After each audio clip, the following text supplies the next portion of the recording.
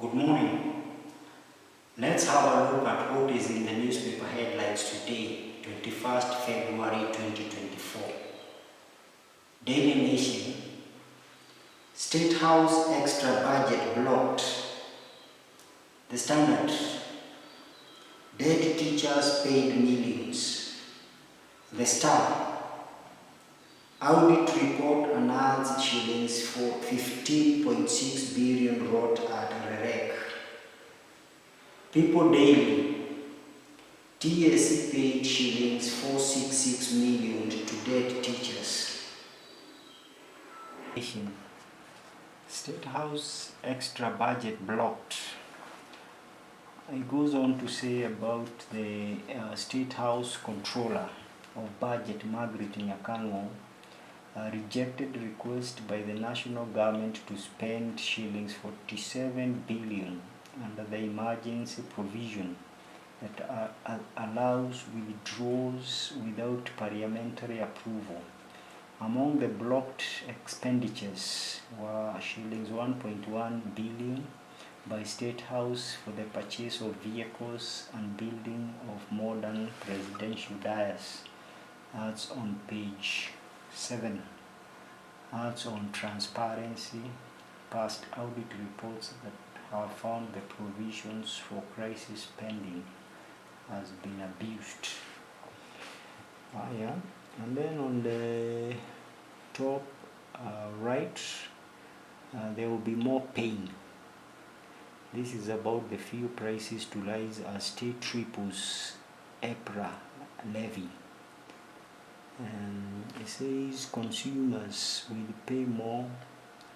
Consumers will pay more for the fuel after government tripled the tax payable to Energy and Petroleum Regulatory Authority (EPRA) for every litre of the commodities purchased. That will be on page 12. There is a tragedy. Kenyan student dies on arrival in Dublin.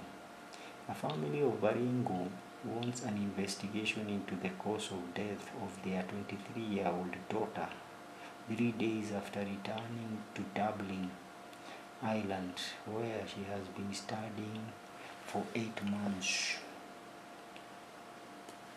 And then at the bottom of the Daily Nation says that governors insist counties must get shillings 450 billion.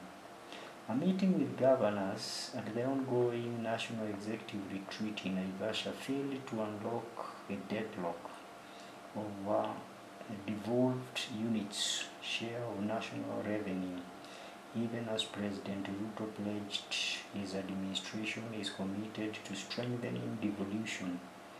Treasury has offered shillings 391 billion, but county chiefs want more. That is on page 5. The Standard. Dead teachers paid millions. MPs demand an in-depth audit of the Teacher Service Commission payroll following revelations that dead tutors were in the list that saw the state agencies overpaid salaries by shillings 446 million for the year 2021-2022, and that's is on page 4. At the bottom of the paper is President meets Cabinet and County Chiefs. What is going in Naivasha Resort. Naivasha Resort. On the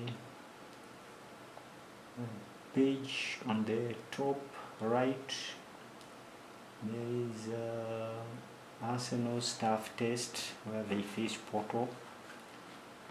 There is national kidnap shock, murder of businessman. This is on Valentine's Day when Jayesh Kanji was walking in Nairobi West with his family. Moments later, he was picked up by someone in a Toyota Prado. Later, and miles away, a blood trail led security guards to a thicket where they found a checked shirt and a shoe underwear, metal rod and pieces of bones. What really happened, that is on page 5. Alright, there is also a story about Keheka Risks Jail of a war memorial tussle. It goes on to say that court prioritizes hearing of the application by the hospital's administration seeking to cite Governor Keheka and Nakuru County Police Chief Ndanyi for contempt. That is on page 9. There is also a story about the scars of city gas explosion. Almost a month later, heaps of burnt wreckage still lie bare at Mradi Estate, the scene of the tragic gas explosion scene. Victims are still scared, a testimony to the devastation impact of the night fireball. For them, life will never be the same again. We go behind the scenes to investigate. That is on page 2, special report on page 2 and 3. Audit report announced shillings 15.6 billion rot at RAREC. Senior officials had been suspended at the Rural Electrification Agency over payments. That is on page 4 and 5.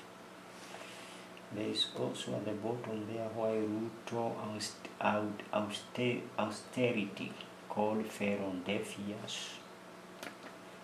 Alright, there's a picture of Ruto there with his deputy and the governors. On the top right, there is how Al-Shabaab capitalized on poaching to fund terrorism. That is on page 14-15. The story of Ruto meeting the governors is on page 6. There is a 10-day ultimatum. Doctors threaten to go over delay in posting interns. Doctors have given health stakeholders until March 1 to ensure the placement of all pending medical interns. Speaking yesterday, the Kenya Medical Practitioners, Pharmacist and Dentist Union Secretary Davji Atela said all interns must get their posting letters by the said date. According to the KMPDU, 1,215 medical interns are awaiting posting, with some having waiting for either 6 months or 1 year. Atela said the interns have been wallowing in desperation at home, yet the country is suffering shortage of doctors in hospital. That is on page 3. Shakahola, Mackenzie and 94 others in hospital after huge hunger strike. A magistrate court in Mombasa has ordered cult leaders Paul Mackenzie and 94 other accused persons to be taken to hospital after they staged yet another hunger strike. In a dramatic turn of events, the pastor and some of his associates refused to eat since Sunday, while others have not eaten for almost a week, according to the prison wardens, while being arraigned in the Mombasa Law Court on Tuesday for the hearing of the charge of 218 counts of manslaughter. The suspect could barely walk. That is on page 9. People Daily. TSC paid shillings 466 million to dead teachers. On the probe, it says employer in the bizarre liberation tells State House team that the agency has written letters to widows seeking refund for salaries given to deceased husbands, retired tutors, and those who had exited the profession. That is on page 4. At the bottom there is a picture of William Ruto and governors and other leaders there. And it says that governors rejected Ruto shillings to 390 billion revenue offer.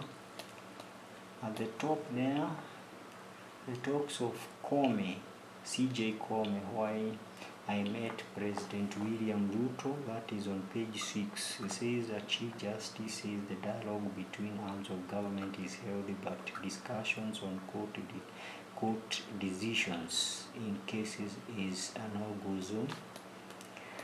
There is a story about Nancy Macharia there. We talked about TSC. And then there is Business Hub, which talks of tougher job for new NSC top man. Okay, that's what we have on the news headlines in the 4 papers. Do have a good day.